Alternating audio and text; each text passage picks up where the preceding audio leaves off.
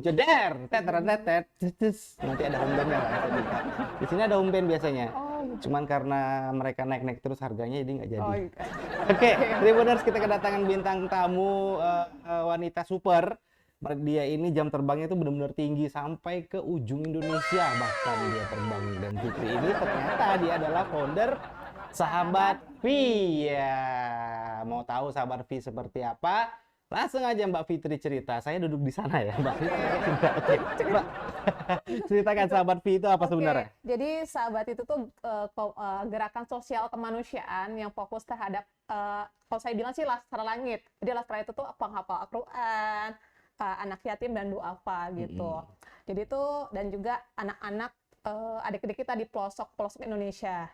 Dan terbentuknya itu kalau bisa dibilang itu di tahun 2019 ya, 2020 ketika corona di bulan Maret atau April, pas banget itu juga di hari ulang tahun saya.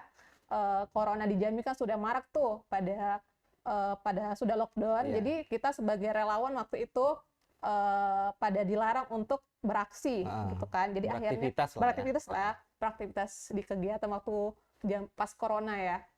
Setelah itu kepikiran lah kita itu apa ya, bikin gerakan apa nih. Akhirnya saya munculin Sahabat Vi aja.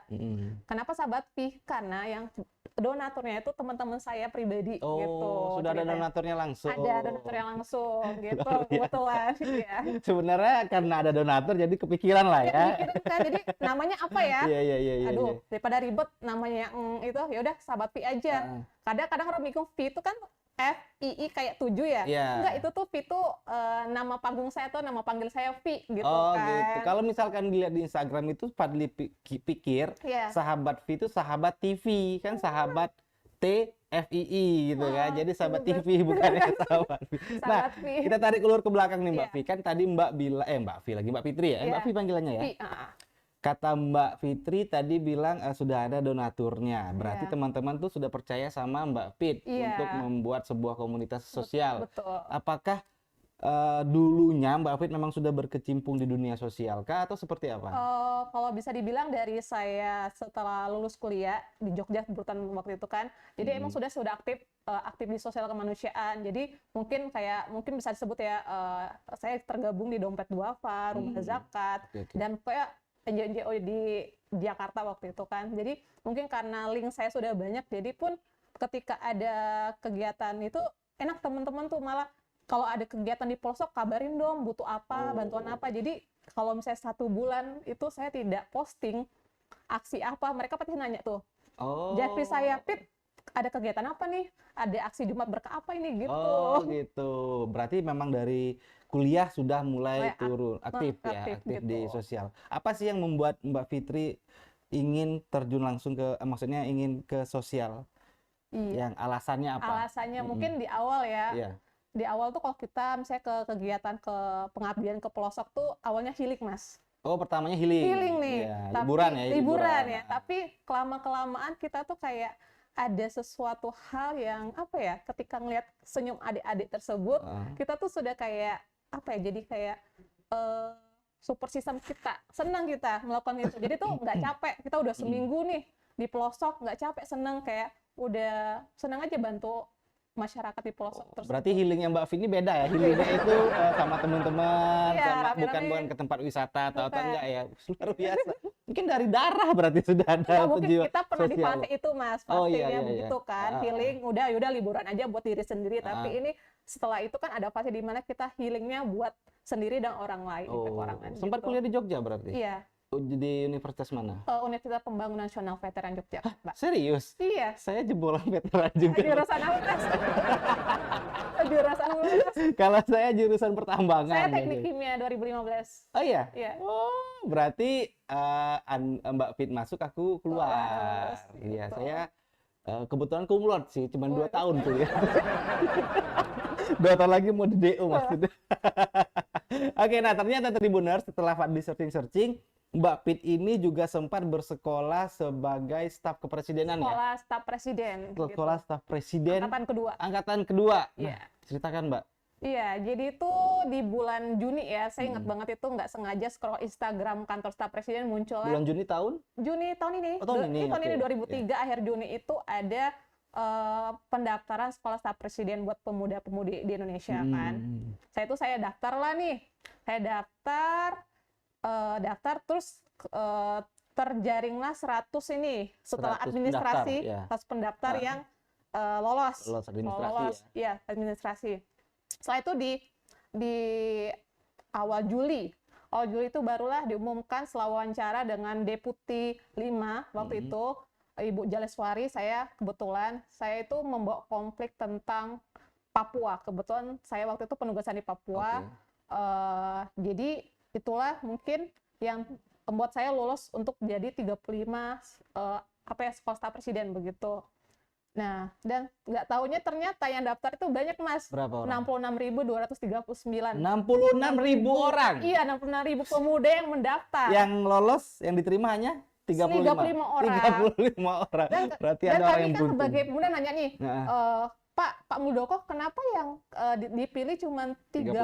Iya. Kan Indonesia kan 38 ya? Betul. Begitu.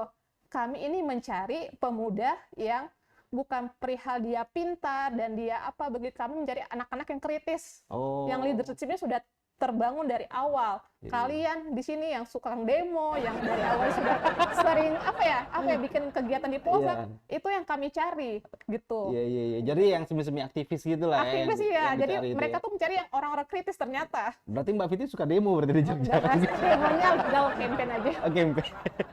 Nah, itu pengalamannya gimana tuh jadi staf kepresidenan? Apakah kita melihat langsung di istana berarti? Iya, ya? kebetulan kita selama 35 itu kita di ruangan Binagraha itu kan dulunya bekas Soeharto juga rapat di sana sama menterinya gitu. Jadi kita selama 2 minggu kita beraktivitas di situ, terus juga kita ikut juga terjun langsung. Misalnya Deputi 1 mereka fokus ke jalan tol ini, kita langsung juga ke lapangan. Terus kebetulan saya kemarin dapat di kegiatan Deputi 4 ya. Itu kita ke lihat pembangunan kereta cepat. Bagaimana sudah sampai mana pembangunannya, tahapannya. Waktu itu mereka mau launching kan, launching di bulan Agustus. Dan kita tanya apakah mereka sudah siap untuk launching. Dan kita juga sempat berdiskusi sama orang-orang KCIC-nya. Terus juga ya udah kita terjun langsung juga lihat proyeknya bagaimana gitu. Sempat ketemu Bapak Presiden? Tidak, Bapak Presidennya lagi sibuk waktu itu. Lagi sibuk. Nggak sempat selfie berarti. Nggak sempat, ya. Pak Muldoko aja sudah cukup kayaknya. Berarti itu sudah tahu lah ya wilayah-wilayah istana itu bagian-bagian. Bagian-bagian udah dikasih tahu ini yang boleh kita masukin, karena beneran kita tidak boleh membawa HP ketika kita masuk ke ruangan. Boleh dilarang, nggak boleh. Selfie nggak boleh. Dilarang. Iya. Apa namanya, berapa lama Mbak di sana? 2 minggu. Sekolahnya? 2 minggu. 2 minggu, iya. Lolos dari sana apakah dapat sertifikasi atau seperti apa? Sertifikasi ada kelanjutannya. Kelanjutannya? Gitu. Kelanjutannya berarti kalau kita bikin gerakan juga menuju Indonesia Emas kan, generasi emas gitu. Kita selama alumni pertama dan kedua kita punya gerakan lagi gitu, Mas.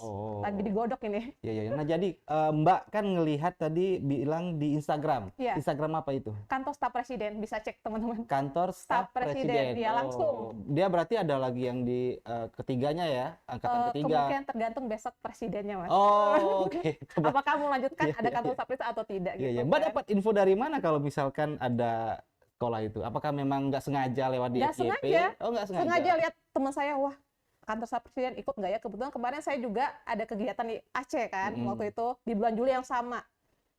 Ikut nggak ya? Udah iseng deh. Nggak taunya iseng-iseng ini lolos gitu. Administrasinya ngapain sih bikin apa? Bikin esai. Esai. Saya esai tentang persampahan di Jambi waktu itu. Persampahan. Di Jambi. Di Jambi. Dan banyak yang nanya juga, Kak, apa aja sih kemarin wawancaranya tentang kebangsaan. Tapi soal itu karena saya mungkin kemarin bahasnya di awal ada bawa Papua. Jadi wawancara Ibu Jaleswarinya nanya saya tentang Papua. Bagaimana sih kalian membangun PLTS ya di pelosok? Solusinya bagaimana nih pemerintah daerah yang tidak mensupport gitu. Jadi kita juga ditanya solusinya bagaimana. Itu ibaratnya ini ya, apa namanya, kayak studi ini ya, kayak studi kasus gitu ya. Studi kasusnya ditanya. Tapi beda-beda sih, Mas. Kalau saya mungkin tanya karena saya lebih apa ya, karena saya pengalaman di situ mungkin ditanya lebih ke situ ya, karena kan konflik ya. Oke, gitu. sip. Nah, kita balik lagi ke sahabat V. Iya. Sahabat V ini kan tadi Fitri bilang kegiatannya itu sosial ya, fokus ke anak-anak yatim. Iya, Nah, betul. sejauh ini sudah ngapain aja sahabat V? Di aksi pertama kita itu berbagi, setiap hari Jumat berbagi nasi. Tapi setelah kelanjutan, misalnya ada kegiatan di Riau nih, di suku Talang Mama, kita berbagi paket sekolah, beasiswa buat adik-adik. Pokoknya kebutuhan adik-adik, seperti misalnya gurunya bilang, Kak bisa nggak bantu support sepatu? Kayak waktu itu ada di Papua.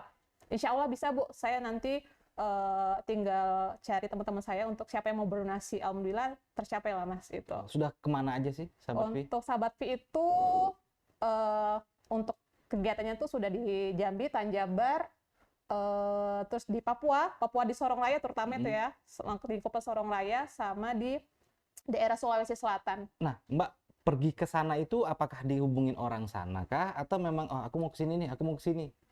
Biasanya saya ikut nih, Mas. Iya, kan biasanya nyari Vali Pandit nih. Nah, kebetulan yang baru kemarin nih cerita, saya baru pulang juga dari Sulawesi Selatan. Saya tuh jadi fasilitator pemberdayaan masyarakat di Kampung Opang. Kampung Opang. Di Kabupaten Pinrang di pelosok Sulawesi Selatan. Itu selama 3 bulan di sana. Habis dari sekolah kantor presiden langsung berangkatlah ke Sulawesi Selatan begitu. Itu ya saya iseng aja Mas, ikut nih, terus udah lolos gitu. Mewakili. Jadi dia cuma relawannya 2 orang. Satu untuk pertanian, satu di relawan pendidikan. Oh, berarti begitu. Mbak ini ngintip-ngintip lah ya, ngintip-ngintip. Ada yang mau ke sini, saya ikut. Saya udah pernah kesini belum? Iya, Saya tuh lebih suka gini, daerah pelosok yang beneran pelosok 3T Mas. Saya tuh kalau misalnya tempat liburan saya nggak akan pilih. Tapi kalau sudah daerah pelosok, kenapa nih 3T nggak ada sinyal, nggak ada listrik? Terus jalannya gimana treknya? Lumayan lah, harus naik motor trail. Oke, aku coba deh. Siapa tahu lolos begitu. Alhamdulillah lolos. Oh, berarti Mas Fadli itu sahabat V ini suka ngintip-ngintip kegiatan yang lain, ikut gitu. Oh, seperti itu. Awalnya di relawan, jadi kita juga jadi donatur di sana. Iya. Nah, kalau untuk donat sekarang, apakah ada anggota sahabat V? Alhamdulillah ada Mas. Berapa sekarang anggotanya? Sekarang mungkin dari seluruh yang itu ya, cangkupannya mungkin 20-30 orang. Seluruh Indonesia itu? Yang setiap saya penugasan mungkin yang 4 wilayah itu 30 orang. 30. Dari semua yang tempat Mbak sudah datangin, yang menurut Mbak yang mengiris hati di daerah mana itu? Daerah baru kemarin di Kampung Opang. Apa? Kampung Opang itu dia apa ya, bisa dibilang daerah pelosok 4T ya. 4T nggak ada listrik, nggak ada sinyal. Anak-anak itu kalau mau ke sekolah harus mendaki ke sekolah itu harus 2 jam 3 jam. Kalau ke sekolah mereka harus turun dulu ke sekolahnya dengan jalan kaki karena jalan cukup apa ya, curam gitu, kayak jalan foto treknya curam. Jadi mereka harus pagi-pagi jam 5:30 atau jalan kaki buat ke sekolah. Setelah itu pulang juga harus panas-panasan gitu. Terus juga sekolahnya jauh kan, di daerah melewati 2 kampung begitu. Jadi saya kalau misalnya lagi libur, saya ikut mereka. Saya ikut mereka, menemani mereka pulang juga sama-sama. Tapi gitu. Semangat sekolah dari mereka tinggi sekali. Tinggi banget. Jadi kan kalau pas kemarin saya jadi relawan tuh saya jadi guru TK ceritanya, guru TK sama guru SD. Jadi kayak kalau sore saya kegiatan sekolah alam, kalau pagi saya ngajar jadi guru TK begitu. Karena nggak ada sekolah di sana buat anak-anak gitu kan. Dari yang sudah Mbak lihat, apakah nanti hasil dari yang kalian lihat ini dilaporkan ke pemerintah setempat atau gimana? Karena saya sudah punya linknya nih, ikut sekolah staf presiden, saya biasanya sounding. Bisa nggak bantu jalannya? Tapi saya nggak tahu kenapa ya, kemarin kan saya pas masuk itu jalannya jelek nih, tiba-tiba di aspal Mas, di beton. Jadi kayak apakah kepuasannya tuh ada tiba-tiba ini kenapa ya, tiba-tiba pas saya pulang tuh jalan udah bagus, walaupun cuman baru sedikit lah ya, nggak banyak, tapi ya ada perhatian khususnya gitu kan. Mbak kesana. Padahal saya cuma share iseng aja kemarin tuh kan, tapi saya emang tag kantor staf presiden, pokoknya tag alumni sekolah tapi mungkin lah mereka ataupun yang lain lah gitu kan. Kalau misalkan teman-teman Tribuners mau kan boleh buka donasi juga ya? Itu bisa di mana mereka melihatnya? Bisa ikut aja Instagramnya Sahabat V gitu, di Instagram follow aja, nanti biasanya kita ada bikin kegiatan Mas. Jadi mungkin sebulan sekali itu kita ada kegiatan misalnya ke suku Talang Mama pengabdian, suku Talang Mama, ataupun kegiatan berbagi sama anak yatim gitu. Kita lebih kegiatannya fun sih, kayak fun cooking, kegiatan sharing handphone edukasi tapi kemarin tuh di Desa Bungku di Batanghari gitu. Donatur diajak juga itu? Donatur kalau mau boleh. Boleh diajak gitu, ya. boleh banget. Nah, ke depan nih Mbak, Sahabat Vi akan ngapain lagi nih? Sahabat Vi, saya pengennya rencana yang selanjutnya tuh kebetulan saya Desember November ini di Jambi, saya pengen bikin kegiatan ke suku Talangma di daerah apa ya? Bukan Sarolangun sih, daerah Bangkot ya maksudnya. Desa Dusun Semirantihan. Suku Talangma. Suku Talangmama yang di Jambi. Yang di Jambi ya. Ada apa di sana? Kita support aja sih Mas, support kayak kebutuhan mereka apa, kebutuhan alat tulis dan lain-lain itu ngajak mereka ya sharing lah cita-cita gitu kan. Oke, gitu. Siap. Terima kasih. Terakhir nih Mbak Her lagi kan. Mbak Fit.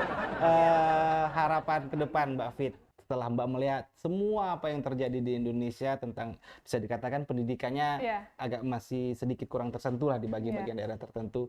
Harapan Mbak Fit nih ke depannya seperti apa? Harapannya mungkin tugas untuk peduli itu bukan hanya pemerintah saja ya. Kita juga sebagai pemuda kita harus peduli juga. Ternyata masih banyak daerah-daerah di pelosok gitu yang butuh kita bantu. Satu mungkin dari kita pemuda yang awalnya ke pengabdian, lihat yang ada yang kurang, bisa kita soundingkan lah ke pemerintah ataupun pemerintah daerah terutama ya, untuk mungkin memperbaiki fasilitas sekolah di sana atau memperbaiki fasilitas jalanannya Mas terutama. Iya, karena kemajuan bangsa itu tidak bisa hanya menuntut pemerintah ya. Iya, katanya kan mau menuju Indonesia emas ya. Jadi benar. ya kita juga pemudanya harus turut andil lah. Bersuara untuk untuk sama-sama membangun bangsa Indonesia menjadi lebih baik lagi ya. Betul. Luar biasa Mbak Fit, terima kasih sudah datang di studio kami. Tapi sebelum kita closing ada challenge di sini. Ya, challenge-nya Mbak Fit harus kasih saya uang 500.000. Wah. Pinjam duit 100 ya gitu ya. Enggak. Challenge-nya adalah kata-kata mutiara. Kata-kata hari ini, kata-kata hari ini. Jadi Mbak Fit memberikan kata-kata hari ini kepada Tribuners, terserah tentang apapun itu. Kalau aku sih ya. Siap. Oke, Mbak Fit, kata-kata hari ini. Hari ini tantangan itu kebutuhan, jadi jadilah pemuda yang tidak takut tantangan. Kalau kalian sudah melewati itu, tantangan itu kalian sudah berhasil. Atau juga jadilah generasi yang tidak baperan, tapi berperan. Wih, luar biasa. Fitri Novitasari, bye-bye.